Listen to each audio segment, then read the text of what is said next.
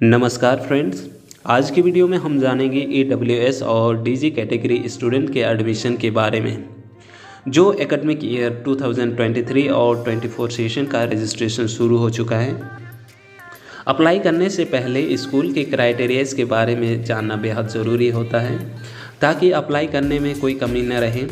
Apply तो कोई भी कर सकता है, बट क्राइटेरियाज के बेसिस पे अप्लाई करना ही सही रहता है, क्योंकि कुछ स्कूल्स पॉइंट बेसिस पर एडमिशन लेती हैं।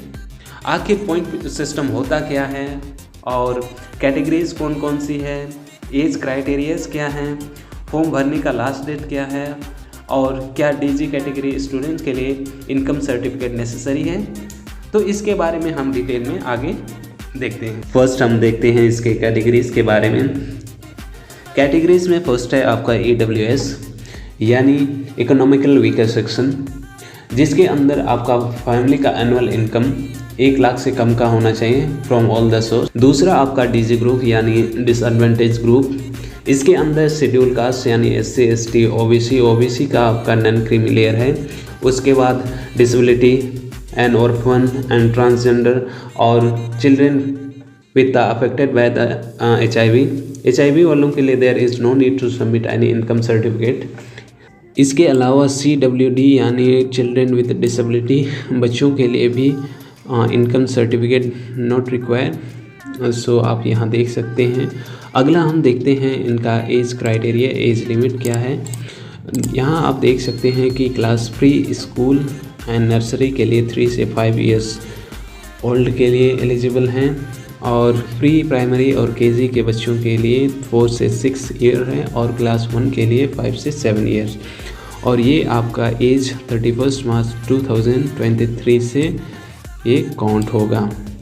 इसके अलावा CWD बच्चों के लिए आपका अलग से है, जैसे यहाँ पे प्री स्कूल एंड नर्सरी के लिए 3 से 9 इयर्स उन्होंने रखा है और प्री प्राइमरी और KG के लिए 4 से 9 इयर्स और क्लास 1 के लिए 5 से 9 इयर्स तक एज लिमिट रखा गया है। इसके अलावा आप इनकी वेबसाइट edudel.nic.in पर जाकर डिटेल में चेक कर सकते हैं। यहाँ पे लिंक पे क्लिक करते हैं, उसके बाद यहाँ पे AWS DG एडमिशन पे क्लिक कर दीजिए। क्लिक करने के बाद यहाँ से आप list of the recognise under the DSER list देख सकते हैं। इनके तहत आप ये देख सकते हैं कि जैसा यहाँ पर स्कूल ID दिया हुआ है, स्कूल नेम दिया हुआ है, एड्रेस दिया हुआ है और AWS और DG के लिए और CWSN के लिए। यहाँ पे आप जैसा फॉर एग्जांपल एक स्कूल है जिसका ID ये है, उसका जैसे ये ग्रीन लाइन पब्लिक स्कूल है, इसका एड्रेस है राजकर कॉलोनी। और EWS और DG के लिए यहाँ पे नर्सरी और KG के लिए इन्होंने कोई वैकेंट है। उसके बाद फर्स्ट के लिए 9 है और इधर CWSN के लिए भी नर्सरी और KG के लिए 0 है, बाकी फर्स्ट क्लास के लिए एक है। तो इस तरह से आप आगे भी चेक कर सकते हैं कि किस आपके नियर बाई कौन सा स्कूल्स पे वैकेंट है, उसी के आधार पर आप इजीली अप्लाई कर सकते हैं। उसके बाद दूसरा हमारा यहाँ पे अगर CWD के बच्चे हैं, चिल्ड्रन विद डिसेबिलिटी है, उनके लिए अलग से इन्होंने लिस्ट जारी करा है। जैसे इस लिंक पे आप यहाँ पे सेम जैसा यहाँ school ID, school name and address and gender यहाँ पे सबके लिए कॉमन है। और जैसे यहाँ पे सिर्फ गर्ल्स के लिए है, तो आप नीचे भी चेक कर सकते हैं और टाइप ऑफ डिसेबिलिटी यहाँ से आप चेक कर सकते हैं, सो दैट कि आपके लिए जो भी बच्चों का डिसेबिलिटी है उसके आधार पर आप उस स्कूल का सिलेक्शन कर सकते हैं। जैसे फॉर एग्जांपल मैं इस स्कूल की बात करूं, शाइब मेमोरियल स्कूल में, यहाँ पर इसका एड्रेस ये है। उसके बाद यहाँ पे जैसा लोकोमोटर है, फिर मल्टीपल है, विजुअल इम्पेयरमेंट है, तो इस हिसाब से जो भी है उसका डिसेबिलिटी है उस आधार पर आप ये ईजीली चेक करके वहाँ पे आप स्कूल सेलेक्ट कर सकते हैं। और दूसरी बात हमारा ये है कि क्या इनकम लिमिट DG स्टूडेंट के लिए कंपलसरी है या रिक्वायरमेंट है। यहाँ पे जैसा आप देख सकते हैं ये उन्हीं के साइड से है, is income certificate necessary for DG category, तो उनका आंसर आया है no, income certificate is not required for the DG category. तो इससे बिना इनकम सर्टिफिकेट के भी आप अप्लाई कर सकते हैं। तो ये रहे। और फॉर्म फिलअप करने का लास्ट डेट शायद आपको मैंने बता ही दिया, अगर नहीं बताया तो आप एक बार चेक कर लीजिए। यहाँ से यहाँ पे आप देख सकते हैं कि यहाँ पे ओपनिंग डेट है 10 फरवरी है। उसके बाद जो लास्ट डेट है वो है आपका 25 फरवरी, और जो उसका रिज़ल्ट आएगा कंप्यूटराइज्ड ड्रॉ के हिसाब से वो आपका 3 मार्च 2023 को। तो ये आप ध्यान में रखिएगा। इसके अलावा आप यहाँ अप्लाई करने से पहले एक बार आप इसको ज़रूर देख लीजिए, क्योंकि यहाँ पे जैसा एडमिशन क्राइटेरिया 2023 एंड 24 इसको क्लिक करेंगे तो इसमें आपको कुछ बेनिफिट्स मिल सकते हैं। जैसे यहाँ पे इन्होंने डिस्ट्रिक्ट नेम लिखा है, फिर डिस्ट्रिक्ट दिया हुआ है, उसके बाद यहाँ टोटल स्कूल्स, फिर नंबर ऑफ एडमिशन क्राइटेरिया।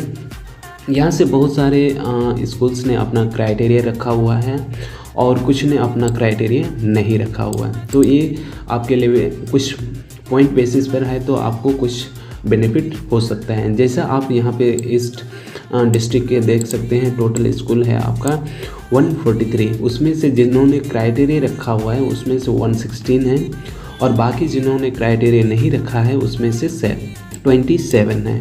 इस तरह से अगर आप इसके अंदर क्लिक करते हैं तो यहाँ आप देख सकते हैं स्कूल आईडी, फिर स्कूल नेम, फिर एड्रेस, फिर क्राइटेरिया 1, फिर points and criteria 2 points, criteria 3 points. इस तरह से आखिर ये पॉइंट सिस्टम होता क्या है।